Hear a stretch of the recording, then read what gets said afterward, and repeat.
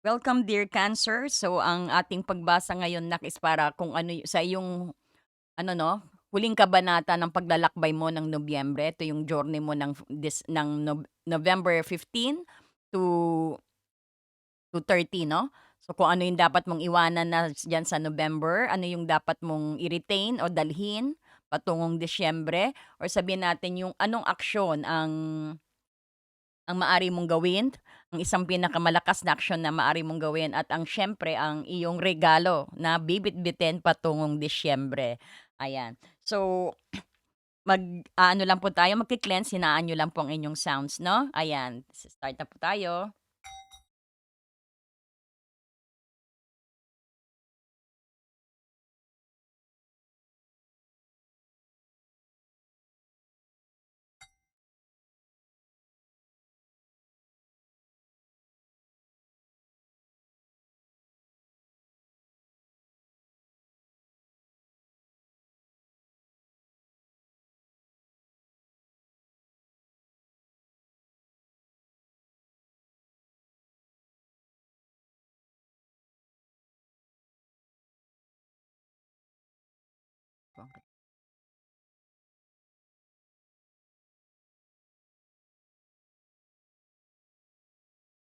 Ayan, so magaang-magaang ng ating pakiramdam 'no?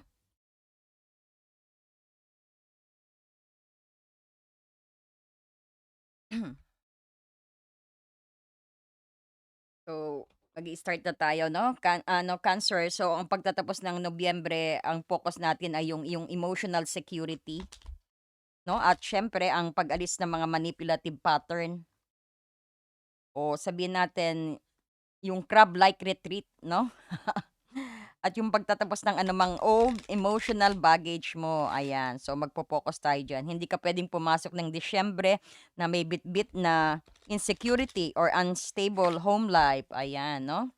Para po ito kay Cancer. Para po ito kay Cancer.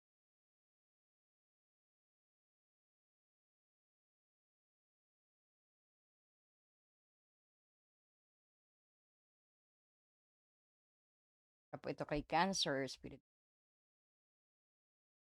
Ano po ang dapat niyang bitawan? Ano po ang dapat bitawan ni Cancer? Ano po ang dapat bitawan ni Cancer? High Priestess. Ano po ang dapat niyang i-retain? Ano po ang dapat niyang i-retain, Spirit God? Ano po ang dapat niyang Knight of Pentacles. Yan, baka nga naman ano ka ng gut feeling mo, wala kang actions, no? Cancer. At ang action naman, ano pong dapat niyang i-action? Kung dapat niyang i-action? Wow, the Emperor daw. You lead, parang gano'n, no? Mag-lead ka raw. Ano naman po ang regalo para sa kanya, spirit guide para kay Cancer? Anong regalo para kay Cancer? Wow, Two of Cups. Oh, meron kang regalo na, Two of Cups. Oh, yan, pag-ibig ang regalo mo yata, Cancer, ah. Sabihin natin, you are aligning to yourself, no? To your higher self din. Then, syempre, kukuha rin tayo ng guidance sa ating financial at karera. Hingi tayo ng guidance kay Archangel of Abundance who take care of your career and finances, no? Ang dapat mong gawin sa iyong December 15 to 31, huling kabanata ng kanyang Nobyembre Spirit Guide.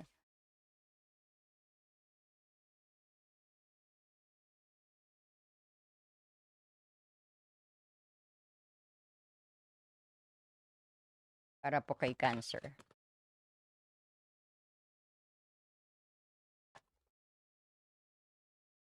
Successful funding. Ayan, successful funding ka, no?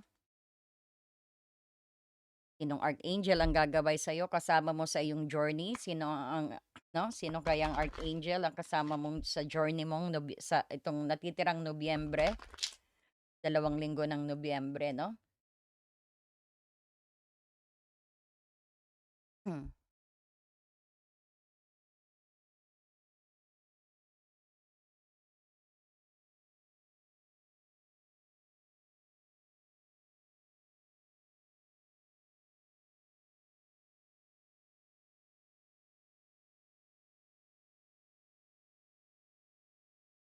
Clear your space, ayan, Cancer pinaglilinis ka. Mag-declutter ka na raw.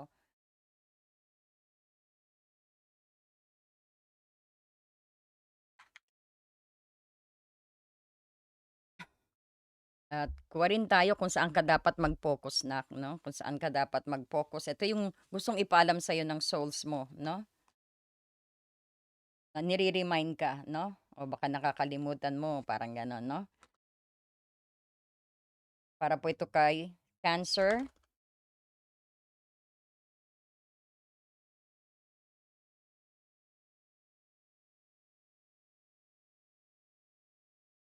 para po ito kay Cancer Spirit Guide. Saan po siya dapat mag-focus? Kuha tayo ng isa lang. Am I ready to let go of this buried shame? Ayan, yung mga guilt 'no. Ready ka na ba? Tanungin mo raw sarili mo kung ready ka na, ayan. And then siyempre ang iyong angel whisper at ang iyong angel number 'no. Tingnan natin kung anong mensahe din sa'yo 'no. At may affirmations 'to 'no, para po kay Cancer Spirit Guide.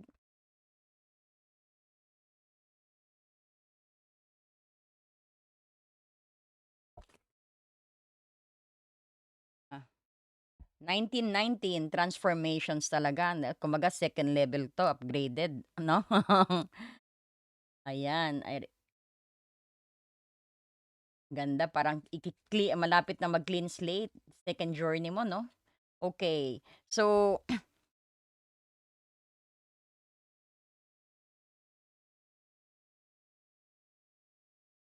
kailangan mo raw bitawan nak ang High Priestess. Ito yung kailangan mong iwan bago matapos ang buwan ng sobrang secrecy, sobrang sikreto. Iwan mo raw 'yan at ito rin yung sabi nating, passive na paghihintay at sabihin din natin ito yung refusal na i-share ang deep intuitions mo, 'no. So, ang High Priestess kasi ito yung intuitive wisdom at hidden knowledge. Kapag lumabas ito sa bitawan mo posisyon, nangangahulugan ito yung sobra mong tinatago ang totoo mo, yung masyado kang malihim sa sarili mo. O sabihin natin masyado kang maraming tinatago din sa iyong partner 'no, o sa trabaho mo, sa relasyon mo, sa sitwasyon ng buhay mo. Kumbaga, ito yung nagdudulot ng blockage sa pagiging ano, matatag na relationship 'no, or sabihin natin hindi mo shine-share sa iba yung what's inside of you. Ay hindi mo rin shine-share yung dapat na halimbawa, alam mo naman yung sagot diyan, hindi mo shine-share 'no, lalo na kung may mga group work, maski alam mo sinisikreto mo sa sarili mo, so hindi ka nakakapag-contribute sa teamwork, 'di ba? So ang high priestess sinasabi 'yan itigil, kumbaga too much ang secrecy mo. So ibig sabihin hindi ka nakakapag-share sa universe 'no? So ang sabi rito is kailangan mong bitawan ang tactic ng paghihintay din at pagiging sikreto 'no? Kumbaga tinatago mo yung totoo mo, eh. Kumbaga ito yung nagdudulot ng blockage nga. So kailangan mong bitawan ang tactic na maghintay lang at gamitin yung wisdom na sabihin natin na kailangan mo na ring kumilos 'no? Huwag pa tayo'y just waiting for something 'no? So halimbawa 'no, bitawan mo yung labis na pag-iingat sa feeling mo 'no? Kumbaga i-share mo ang hidden wisdom mo sa partner mo o ang talagang real needs mo 'no? So, sa relasyon yung kung alam mo may issue, yun yung gut feeling mo, eh, alam mong may issue, i-share mo na 'to imbes na hintayin mo na lang na mag-unreveal ang mystery, 'no? Oo, umasa na malaman na mag-isa na nag-iisa ka na pala, magugulat ka, bahala ka, mag-isa ka na lang pala, 'no, Cancer. Kumbaga, hinahayaan mo siyang i-discover ka na siyempre nagdudulot ng ano 'yan, ng parang pagkawalang gana, 'no? Baka yung sa relasyon mo, 'no? Alam mo na may problema, dedma ka pa 'no, parang gano'n. So 'yan ang sinasabi 'no, ah, 'yan daw ang kailangan mong iwan sa Nobyembre 'no. So, ang dapat mo naman i-retain andito ang Knight of Wands. No, ito yung lakas, value at sinasabing fashion at excitement. Ito rin yung drive na mag-take actions at adventure. Dalhin mo raw 'to, bitbitin mo. Because ang Knight of Wands ito yung energy ng adventure. or sabihin natin ito yung past movement 'no, i-retain mo yung enthusiasm mo na very fiery 'no, 'wag mong hayaang kainin ng emotional moodiness ang excitement mo nak. So, gamitin mo ang fire na ito para mabilisang umaksyon ka 'no, ayan 'yan gamitin mo, maging abad dalhin mo yang adventurous energy mo 'no, pinapahiram sa'yo ng fire sign 'no. Kumbaga ito ang napakamagandang bitbitin para sa iyong papunta ng Disyembre. Gamitin kumbaga ang mabilisang energy rin. So, halimbawa 'no, kumbaga opposite ng opposite ng High Priestess 'no, 'di ba, ito dito mabagal kasi nag-aantay ka na may dumating na lang sa'yo sa High Priestess 'no. And dito din sa Knight of Wands naman kumbaga kabaligtaran 'no, talagang ito ang maganda mo daw dalhin. So, kailangan ng aksyon at mabilisan. Kumbaga ito yung drive na i-push ang boundaries ng relasyon din para sa growth at siyempre sa fun 'no. Panatilihin mo siyempre yung kakayahang magplano rin ng spontaneous date or anumang adventure 'no, especially sa mga single. So, ang i-retain mo yung fire na ito, itong fire na mag-focus sa goal mo na 'no, ito yung nagpapabawas ng emotional clinginess mo 'no, kasi Cancer ka, 'di ba? So, kung nakikita mo ang final actions mo rito is the Emperor. So, ang huling matapang na actions na kailangan mong gawin yung mag-establish ka ng control 'no, o sabihin natin mag-establish ka din ng pundasyon o structure, or sabihin natin mag-establish ka rin ng boundaries. So, especially sa work o sa relasyon 'no. So, ang emperor kasi this is authority structure at sabihin natin father figure. So, ang final actions mo nak is yung magpakita ka ng maturity at leadership 'no. Halimbawa sa pamilya mo, stand up 'no, ikaw ikaw yung breadwinner, stand up 'no, parang gano'n. So, ibig sabihin tiyakin mo rin na tiyakin mo rin na ikaw yung magli-lead 'no. So, kung makikita mo dito, ang emperor din ito yung nagtutulak sa'yo na ipagtanggol mo rin ang buhay pamilya mo o ang home mo 'no, at mag-set ka ng matibay na pundasyon 'no. So, ang maaari mo mag-actions actually dito yung sa relasyon, mag-set ka ng clear at final na boundary sa partner mo tungkol sa behavior na unacceptable 'no. Puwede rin tiyakin mo rin na ginagalang ka ng structure na 'yan na bini-build mo 'no, na foundations na 'yan. So, sa home security na makikita mo magdesisyon ka at panindigan mo yung desisyon mo tungkol sa future ng home ninyo 'no.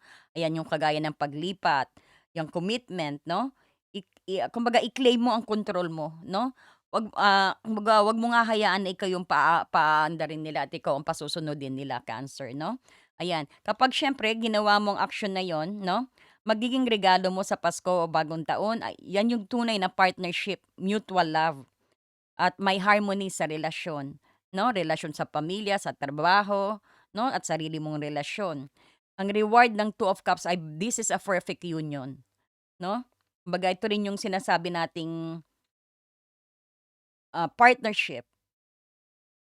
Sabihin natin ito yung balance energy na, ito yung gift mo rin yung pagkamit ng equal at sincere na sabihin natin relationship. 'No, kung saan parehong love ang nurturing ang authority niyo, 'no, na may love at very nurturing na energy ninyong dalawa or sa trabaho din 'no, o sa karera. So, ang pag-alis mo sa secrecy ng High Priestess kasi secrecy ang High Priestess 'no, kumbaga at yung pagse-set mo ng structure bilang emperor itong dalawa 'no, kung makikita mo ito yung magbibigay ng kaligtasan sa'yo at tiwala para ganap na mag-merge sa'yo ang inyong energy 'no, 'yun yung pagme-merge ng inyong energy 'no. Kumbaga lahat ng desisyon mo is swak na swak kayong dalawa rin 'no, or sabihin na sa sarili mo rin 'no. Kumbaga tugmang-tugma at makikita mo din na ang angel guidance mo, ang nakaapekto sa iyong finances and career din dito ay yung successful funding. Ito yung dina-direct link ng Emperor nak, eh, 'no, at home security. So, ang pag-set ng structure bilang Emperor ay yung hindi lang emotional kundi pati na rin sa financial, 'no? Yung ang universe yung nagsasabi sa'yo ang project at long-term goals mo ay suportado. So, magtiwala ka sa iyong material na visions para i-secure mo 'yan, 'no, yang funding. Wala kang dapat, 'wag kang mag-ano, ibig sabihin walang dapat na hindi mo magawa 'to, 'no? Kumbaga, "Your idea is divinely guided," sabi daw dito, "and supported by the same infinite wisdom of God and give you that idea. So, do not allow money concern to prevent you for turning into a reality," or sabihin natin crowdfunding or partnership or other investment are available to help you. Ibig sabihin, 'wag mong gawin rason na kung bakit hindi mo ma-execute yang plano mo, 'no? Kasi divinely guided ka, eh. Halimbawa sa relasyon, divinely guided yang relationship na 'yan. Gawin mo kung anong nararapat. Wala kang maidadahilan na hindi mo kayang gawin 'yan dahil supported ka, 'no, sinusuportahan ka. At maraming rason sa financial naman or sa career niyo, sa work ninyo, 'no, ayan yung halimbawa sa career na gusto mo na rin mag-start ng own business mo. Ayan, huwag mong sasabihin na wala kang pera kaya hindi mo masimulan 'yan. Ayan, puwede kang mag-loan sa bangko, puwede kang mag-business, gawa ka ng business plan, 'no, mag-apply ka sa bangko ng loan, ayan yung mag-partnership ka, ayan yung kumuha ka ng magtawag ka ng investor mo. Wala kang ano kasi magiging talagang successful 'yan kasi divinely guided 'yan at supported, 'no? Supported by the same infinite wisdom of God ang pinagagawa sa'yo. So, kung kayo minsan pinag-aano kayo ng pinag-aano na kayo ng sarili ninyong business, go ahead lang nak, gawin niyo, 'no? Wala kayong mairarason na, "Wala akong pera kung bakit 'di ko masimulan," 'no? Maraming paraan kung gugustuhin, oh, 'di ba? Kasi that is successful funding daw 'yan, eh. Baka nga napanaginipan mo 'yan kung bakit mo gustong mangyari 'yan, eh, 'no? So, do it ang sabi rito, 'no? Ayan, so ito yung advice sa inyo ni Archangel of Abundance, 'no? Yung successful funding, yung mga yang pinaplano ninyong business o pinaplano mong lumipat sa ibang company na tingin mo kasi andudun yung nakikita rin natin na mukhang andudun yung fashion mo, 'no? Baka hindi ka rin masaya diyan sa dati mo ngayon sa current na trabaho mo, ayan palagi kang uuwi, 'no? Ayan palagi kang uuwing pagod, 'no? Tapos paulit-ulit na cycle na 'yan, 'no? Kumbaga, ibig sabihin hindi ka align sa trabaho mo tapos panay pa mga tsismis, 'no? Kumbaga, it's okay, go ahead na sabing gano'n, 'no? Change employment din, 'no? Ayan, mga ganyang style ba. At kung makikita mo rin dito na 'no, sabihin natin, ang gustong malaman ng ang gustong ipaalam sa'yo ng iyong soul, 'no? Ah, Am I ready to let go of this buried shame, yung mga pagkatago-tagong kahihiyan, ito yung guilt din, 'no, yung guilty ninyo, release niyo na rin daw 'yan, 'no? Ang sabi rito, "The feeling of shame is the lowest energy frequency." O, kita niyo? Ang shame, ang kahihiyan, 'yan yung pinaka-lowest energy frequency. So, that's why yung environment mo ganyan din. So, there is when you live in shame kasi nga daw when you live in shame, you live in darkness. What part of you is ready to stand in the light? Ano yung meron ka na puwede mong itayo sa liwanag? Is there any shame from the past experience that is ready to be healed? Baka meron diyan, yung deep root mo meron ka bang sa past na baka puwede mo ng palayain 'yan, i-let go na 'yan, 'no? Yung mga childhood sweetheart mo na sinaktan ka, 'no, kumbaga ang tagal na nun, yung mga ano mo, baka puwede mo ng ano 'yan, puwede mo ng pagalingin 'yan, puwede mo ng i-let go 'yan, 'no? Kumbaga ang sabi dito, "Heal the shame daw by giving it name," 'no? Puwede mong expose na 'yan 'no, at least i-recognize mo and then accept it and then let it go, parang gano'n. That is one way to ano, acceptance and let go, 'no? Heal the shame by giving it a name, 'no? Bring it to the light, let it be seen, heard, and healed. It's a revival season, 'no? So, replace the shame with your soul truth sa katotohanan. So, fill in the blank. My soul truth is, ayan. So, fill in the blank nyo lang yan. So, eto rin yung sinasabi natin na yung connected din 'to na iko-connect natin kay High Priestess. Ito yung sa root ng High Priestess din at saka yung kasi ito secrecy, eh, 'no? And then si Emperor is control. So, binigay din 'tong message na 'to para lalo lalo mong maunawaan 'no. Ito yung sabihin natin ang shame na nagiging sanhi sa pagtatago mo at labis na need na mag-control, 'no? Kumbaga ang action mo yung i-release ang shame para i-claim mo ang authority na walang guilt, okay? So, ayan. So, ang archangel guidance din natin si Archangel Jopiel. So, sino si Archangel Jopiel? So, kumbaga siya yung angel ng kagandahan, beauty 'no? Kumbaga sinasagisag niya yung pag-alis ng clutter at negativity 'no? Or sabihin natin, clear your space, ito yung linisin mo ang hindi lang ang lugar 'no? Hindi lang ang pisikal, pati rin ang mental at emotional space mo mula sa shame na nire-remind sa'yo 'no? Mula dito sa shame na 'to linisin, sabing gano'n ni Archangel Jopael. Kumbaga tinutulungan ka niya 'no, show it na hinalungkat yung kung ano man yung pagkatago-tago kasi punong-puno yang ano mo, yang puso mo ng ano, old ano, old situations, old experiences na hindi nakakatulong sa'yo, na nagpapabigat lang. So, linisin na raw 'yan 'no, i-acknowledge mo kung ano na 'yan, then let it go. Dahil tutulungan ka ni Archangel Jopael na linisin ang espasyo mo 'no. Ito yung emotional 'no. Kumbaga sabihin din natin ito yung critical para sa'yo cancer na i-heal ang home space mo rin 'no. Ayan yung 'pag may oras maglinis-linis din, get rid of clutter din at para i-clear mo yung energy around you. And use feng shui also that will help 'no. Ayan para maganda daloy, it's about time na magtapon na ng mga luma 'no. Mag-thank you kayo, mag-organize ng inyong space 'no, para maganda yung dating, maaliwalas 'no. Sabi nga importante daw 'yan itong sa Nobyembre din magsimula ka na maglinis-linis 'no, ayan. So, linisin mo yung mental at emotional space mo 'no, ah, tanggalin mo na 'yan mula rito sa shame na sinasabi 'no. Ready ka na kasi nga may transformation ka, 'no. And you will see what is gonna be emerging kung anong lalabas na maganda para sa'yo din. So, dito yung 1919 'no, ang angel whisper mo rito. Ito yung about transformations na kumbaga this is very powerful sign 'no, transformations at pagtatapos ng isang major cycle. So, ang sequence na 1 at saka 9, ito yung simula at katapusan 'no. Beginning and end ang 9 'no. Ibig sabihin dito, ito yung ang trigger pa kumbaga ang pag-alis mo sa shame na which is number 1 dito, itong 1 na 'to 'no, at ang trigger para makamit mo ang final goal mo sa partnership na 9.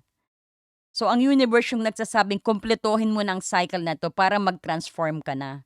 'No, kumbaga ikaw yung nasa huling stage ng healing at handa ka na sa bagong chapter ng buhay mo, 'no? Kumbaga kumpleto rekado ka na rin, full of experience ka na 'no, marami ka ng weapon para diyan sa pagbabagong nais mong mangyari sa buhay mo, 'no? So ang sabi rito, "It is asked that you take notice then that you hold within your hands the power to change your life." Nasa kamay mo ang power para mabago ang buhay mo. Nandiya-diyan 'yan, magkaroon ka ng within realizations din 'no. You will feel your sense of purpose dito sa transformations na 'to actually diyan sa pagbabagong gagawin mo, makikita mo raw kung ano talagang purpose mo sa buhay, kung bakit ka nilagay dito sa sa mundong ito 'no. Kumbaga magkakaroon ka daw ng kalinawan, dagdagan mo pa ng paglilinis ng espasyo mo 'no, and especially pati yung you will feel din yung sense ng connections mo 'no. Sa mga spirit guide mo at yung mafi-feel mo rin siyempre ang connection mo sa bagong beginning na natatahakin mo. So, ang affirmations mo, "I release what I no longer need to carry." 'Yan, ito nga High Priestess at ang siyempre ang too much secrecy ang sinasabi rito, not sharing your ideas 'no, parang ganyan. 'Yan ang nasa bitawan kasi na posisyon, i-release 'yan. I release what I no longer need to carry, 'no, and open myself to the transformative energy of the divine, ayan. So tatanggalin ko na I will release what I no longer need to carry, na hindi ko na kailangan, tatanggalin ko na ang hindi ko na kailangan 'no, and bubuksan ko ang sarili ko sa aking pagbabago 'no, pagbabagong energy, pagbabagong enerhiya sa divine, ayan ang ganda, o tamang-tama Nobyembre 'no, binigay sa'yo 'to. 9 is November din 'no, ang galing. So, transformations ang ano 'no, ulitin mo lang yung affirmations, ilalagay ko sa thumbnail siya 'no. So, your lucky number might be 19 also 'no, ayan 1919. So, Number 1, that is new beginning, and then 9 is about ending, no? Kumbaga, this is new cycle, no? Ibig sabihin. So, transformations will emerge to you, nak, no? Gawin mo lang to. Ayan, pengen naman like and hype dyan. And thank you po sa mga nagsusubscribe din, no? At especially po sa mga nanonood, maski hindi na rin nagsusubscribe. Ayan. And then, maraming salamat po sa patuloy na panonood ninyo 'no, at suporta sa Happy Angel Reading. Sana po na-enlight kayo sa ating video na ito 'no. Napakaganda pong mensahe para sa inyong lahat 'no, Cancer, and also cross watcher Cancer. Thank you so much and God bless you, Cancer. Ayan.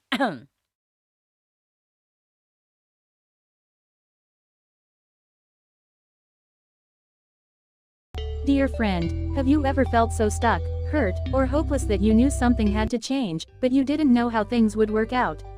A time when you could have really used more insight and guidance, or at least a new way to nurture yourself and bring a little more peace into your life. We all struggle with our own issues, self-defeating patterns, and conditioning, all of which color our views of ourselves and the world, whether we're aware of it or not. Add in the chaos of modern life, and it makes sense that you might not know what to do, where to turn, or even what's holding you back.